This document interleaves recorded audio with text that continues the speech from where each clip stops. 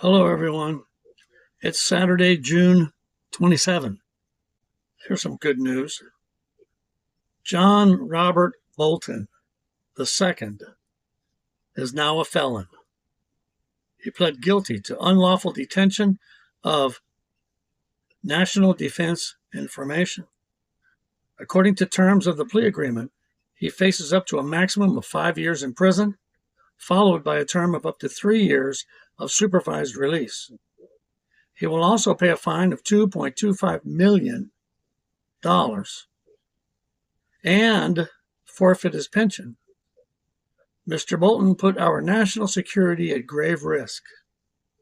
Hopefully, this will send a message to other government employees who have clearance to our national security. You know, when Trump ran for office, he said he was going to drain the swamp. Well, I've been waiting for this draining for quite a while. And I believe it's probably a lot more difficult than he thought it would be. But Bolton going down is definitely a beginning. Food and water is causing the people of Iran to riot, not having it. Evidently, there's more than one regime in Iran now. I guess several factions want to be in charge. The IRGC is the one causing the military problems. It's hard to imagine they won't break down soon. They sure know how to take a punch. They act like everything's fine and they're in good negotiating position, when in actuality, the country's falling apart. I don't know. I think there's a lot more to come on this whole situation.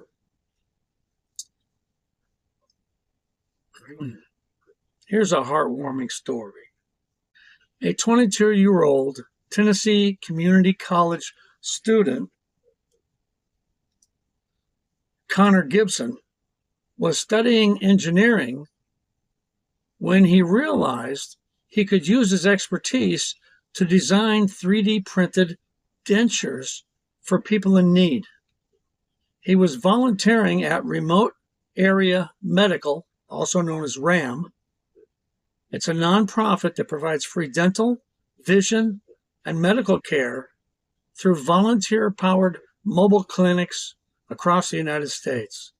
It's really a great thing. Doctors volunteer their time to do that work. It's great. Despite knowing very little about dentistry or 3D printing, he soon found himself outfitting thousands of patients with their own pair of free dentures. Connor said, "To see that raw human emotion and just know that I played a change in this person's life, it's very humbling and I'm very blessed." I told you that was a heartwarming story. IBM unveils the world's first sub-1 nanometer chip technology. It's expected to produce more powerful computers without an increase in energy. This is amazing. You ask, how small is a nanometer? It's 1/billionth of a meter. In 1 inch, there are 25,400,000 nanometers.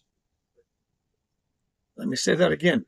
1 inch, there's 25,400,000 of these nanometers. I don't know what you think, but I think that's incredible. To have a computer chip that small? Wow. If you have a dog in the family, you've probably seen the anxiety and distress a dog goes through on Independence Day fireworks celebrations.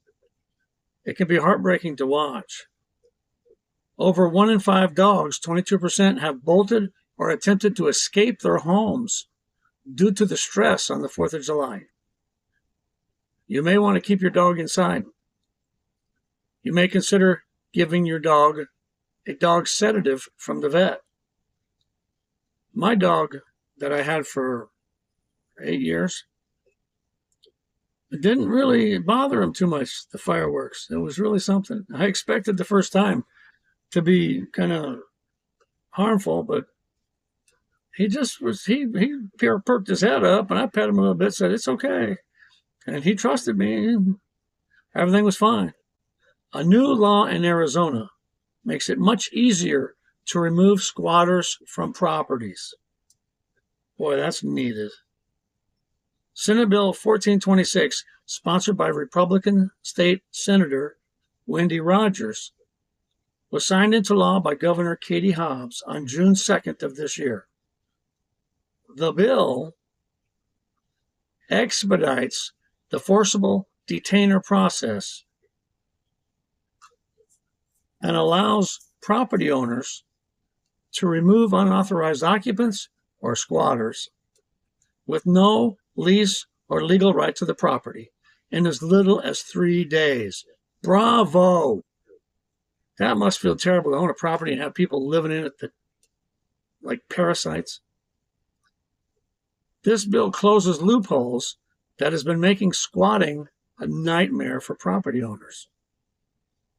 Good. I hope other states follow suit. One of America's most historic cities, New York, is now embracing jihad.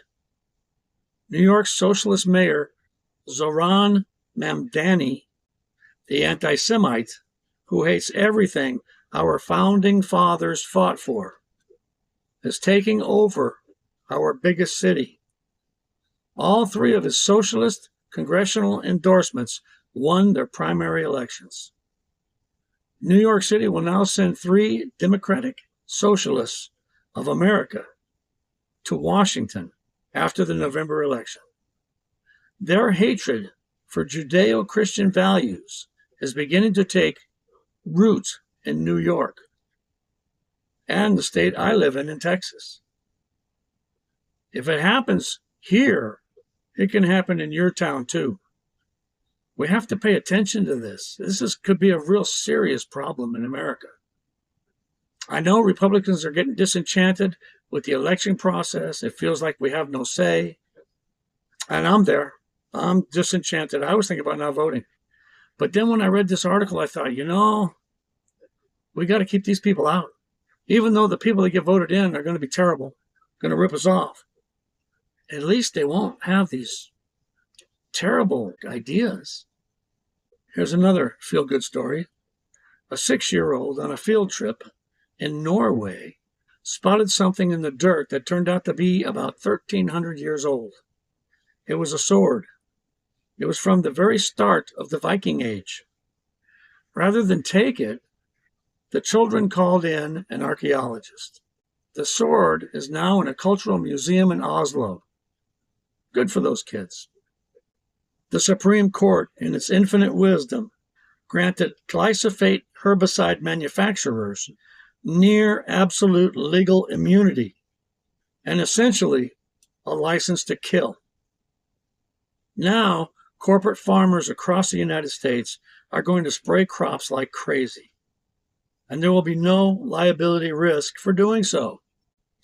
The Supreme Court is now allowing corporations who own most of the farms to use a slow kill chemical weapon on us. I should have left you with the kid who found the sword instead of that one. That's not fun. Okay, that's my news for today. I got a late start because MMA was on early today, so I watched the fights. Everybody, have a great weekend. Have a great Saturday and Sunday, and we'll see you soon.